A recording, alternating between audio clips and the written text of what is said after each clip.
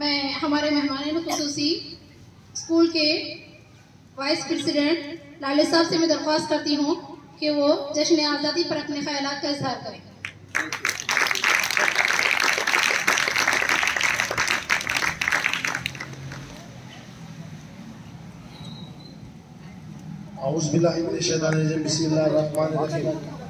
सबको अस्सलाम वालेकुम।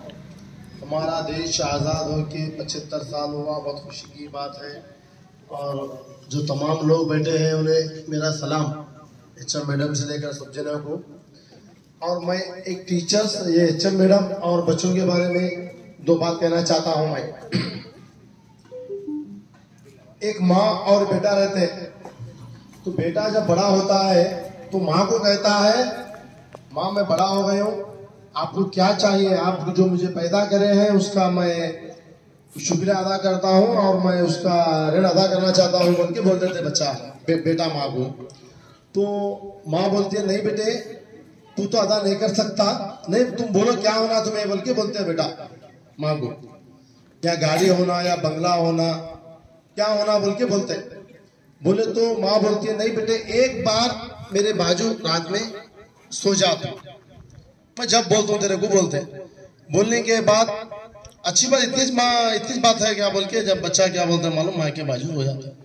सोने के बाद माँ उठ के एक गिलास पानी ला बेटा बोलती, बोलने के बाद उठ को पानी देता है।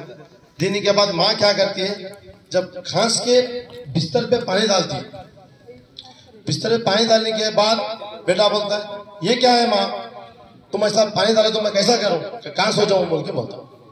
बोलने के बाद चुप बैठती है माँ चुप बैठने के बाद फिर एक गिलास पानी थोड़ी देर के लिए मंगाते, मंगाने के बाद फिर माँ उठ के फिर पानी डालती है बिस्तर पे।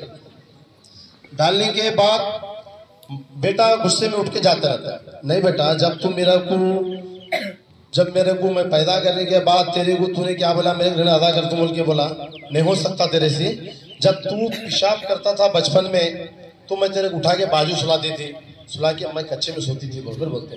तो इसका मतलब मैं बोलने का, आप बच्चे लोग उस्ताद सोते, मैडम बच्चे सोते, और मैडम का ख्याल करना, और अच्छे मैडम है और स्टाफ अच्छा है हमारा, और आप पढ़ लिख के नाम कमाना माँ बाप का, यही शुक्रिया अदा करता हूँ आपका।